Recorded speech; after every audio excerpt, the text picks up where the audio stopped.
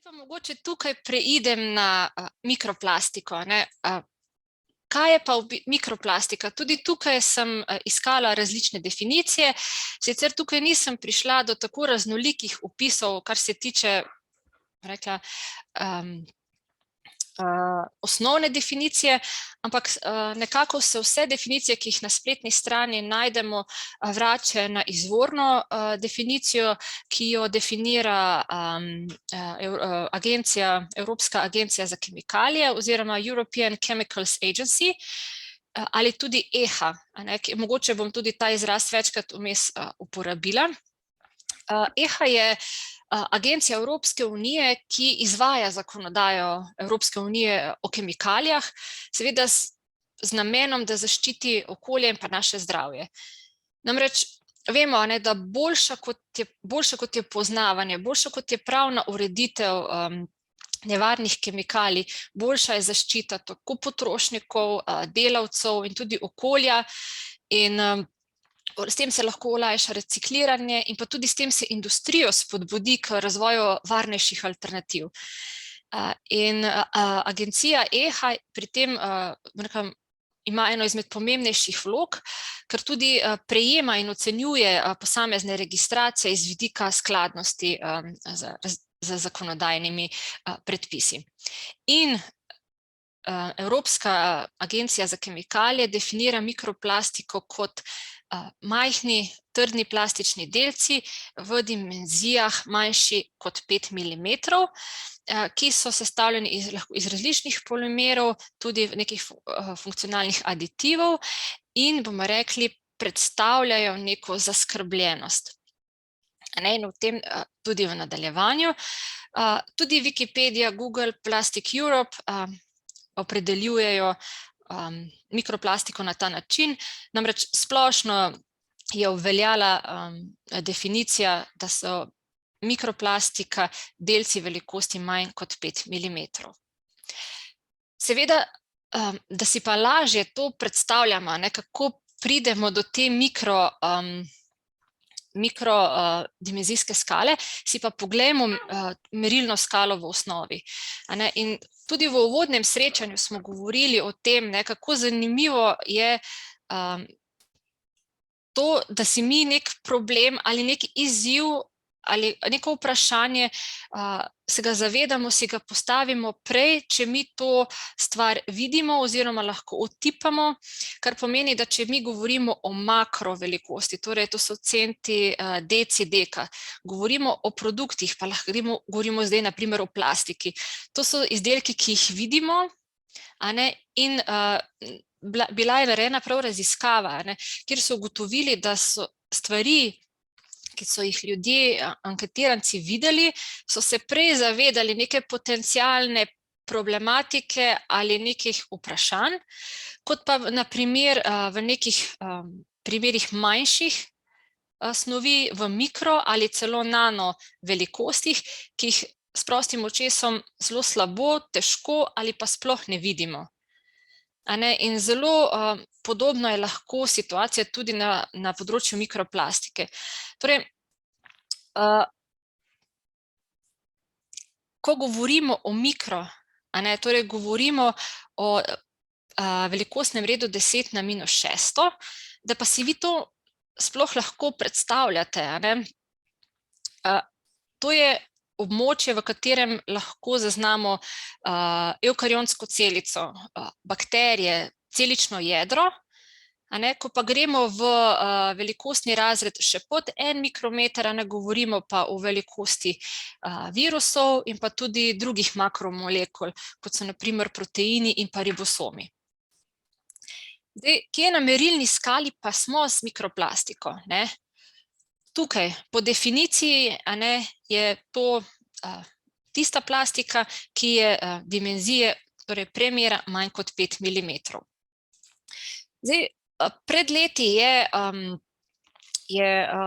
bilo predlagano, da bi se izraz mikroplastike uporabljal za tiste dimenzije, ki so manjše kot 1 milimeter, torej da v območju res mikroskale, vendar je vseeno kasneje se ta zgornja meja 5 mm vse splošno sprejela, predvsem zaradi tega, ker v tem rangu so vključeni tudi vsi tisti delci, ki jih lahko organizmi zaužijejo. In na nek način se je s to, rekla, višjo mejo tudi povečala varnostna mreža, kar se tiče mikroplastike. Mogoče vam tukaj še kot neko zanimivost lahko povem podatkov o usodi teh mikrodelcev, torej plastike v mikrovelikosti ali velikosti manjši kot 5 mm, v našem prebavnem traktu, na primer, je zelo malo. Ampak vseeno mogoče za en tak občutek črevesna stena je zelo pomembna biološka bariera v našem telesu in skoznjo lahko prehajajo delci manjši od 150 mikronov, nekje tukaj. Ko pa še globlje, na primer v tkiva, pa lahko pridejo manjši delci tudi od 1,5 mikron. Da si mogoče to občutek velikosti delcev lažje predstavljate. Poleg osnovnih definicij mikroplastike pa obstaja še veliko drugih opisov na spletu in različnih literaturah, tudi v člankih, ki se nanašajo na njene lastnosti oziroma na njene aktivnosti ali procese v okolju.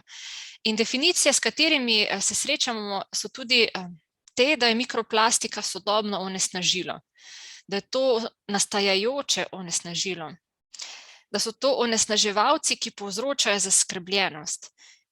Ta definicija je tudi v povezavi z EHINO definicijo, namreč veliko, bom rekla, kemikalij, ki jih v vsakdanjem življenju uporabljamo vse na podlagi Evropske kemijske zakonodaje, uredbe REACH in pa tudi Evropske agencije za kemikalije opredeljuje kot contaminants of emerging concern, torej onesnaževalci, ki povzročajo zaskrbljenost.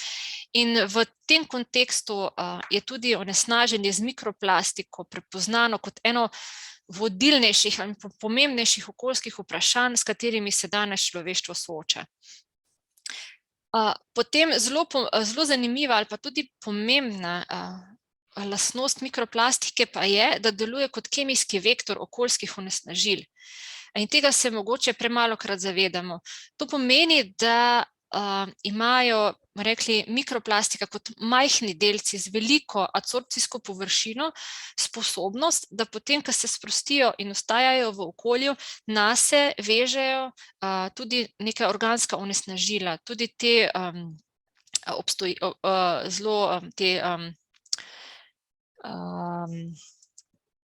organska onesnažila, ki ne razpadajo, ki obstojijo v okolju dlje časa, tako da s tem se tudi poveča možnost kopičenja teh organskih onesnažil ali pa drugih okoljskih onesnažil skupaj z mikroplastiko in seveda s tem se poveča potencialna akumulacija tudi v živih organizmih. Kot je moja predhodnica povedala, ko govorimo o plastiki, zato da lahko pridobi svojo uporabno vrednost, so ji dodani tudi neki aditivi, in v določenih izdelkih je lahko teh aditivov tudi do 50% celotne strukture. In te imajo različne funkcije, ki, bomo rekli, uporabnost polimernih materialov izboljšujejo. In tudi ti, ne vsi, ampak nekateri od teh aditivov predstavljajo okoljski izziv, okoljski problem, saj se v bistvu z razgradnjo plastike v okolju in nastankom mikroplastike v okolje vnaša tudi te kemikalije. In za nekatere, bom rekla, in jih bomo še v nadaljevanju na drugih webinarjih tudi opisali, je že jasno, da delujejo ali kot hormonski motilci, ali imajo negativen vpliv na samo reprodukcijo, torej na razmnoževanje, ali pa so celo potencialno kancerogeni.